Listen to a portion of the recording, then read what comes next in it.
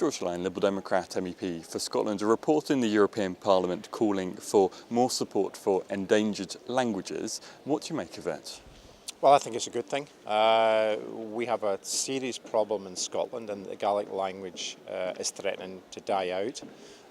There's been a lot of action over the last 10 to 15 years to try and turn that round, the falling numbers. We're down to less than about 60,000 people who still speak Gaelic. A lot of investment has went into schools to try and improve the teaching of Gaelic, especially up the west coast and the Highlands where it's at its strongest. But despite that, the numbers still look as if they're going to continue to fall. So any help that we can get through using EU funds is to be welcome. And I think this call from within this report is very, very welcome, and it strengthens the arm of government back home to make sure that they continue to focus on trying to turn around that fall in the Gaelic speakers in Scotland. You mentioned that numbers seem to be declining, continue to decline in Scots Gaelic. So what's going wrong, and where in this report, for example, is there advice for the Scottish Government for turning things around? Well, a lot of the challenge is to provide opportunity for young people to choose to speak Gaelic in the schools. So that's about teacher training. It's about making sure that we get enough Gaelic teachers to go around. I know certainly in Argyll there used to be shortages trying to fill the Gaelic posts in the school, because if you do provide the opportunity, a lot of kids are willing to take it up, and that then means you've got a new generation coming through.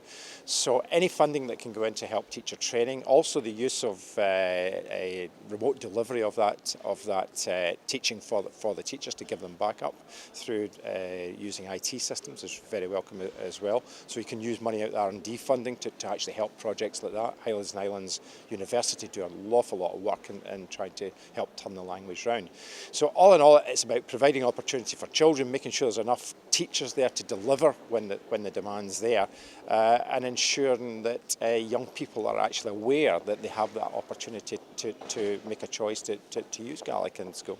And how do you think Scots Gaelic should be approached in future? Should there be a focus on teaching it across Scotland, or focusing more on the areas where there are strongholds, if I can put it like that, of the language?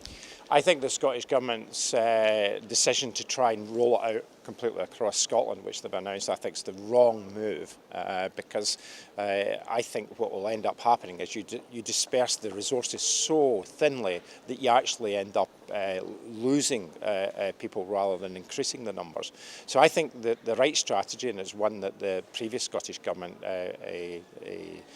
used, was to target the areas where there is a history of Gaelic, target the areas where there's recognised demand, and try and strengthen the offering there and make sure that they widen that offering out in these areas. I think if you start to spread the investment in Gaelic teaching right across Scotland, you'll ultimately fail.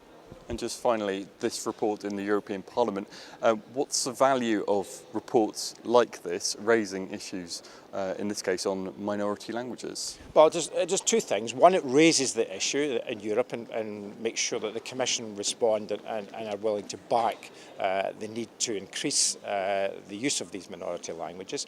But the second thing, and the most important thing, it calls on the Commission to make sure that all of the resources get into Scotland, and there's over 6 billion of money going in under the new EU budget over the next 7 years, that some of these resources are devoted and can be used to strengthen the teaching of Gaelic in our schools and make sure that we reverse this decline that's been worryingly going the wrong way for quite some time.